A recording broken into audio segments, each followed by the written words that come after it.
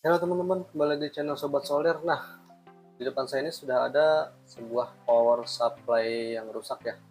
Ini kita bakal membuat sebuah alat yang sangat keren dari ini guys. Ini kita akan ambil ya, ini sudah saya lepas tadi ya.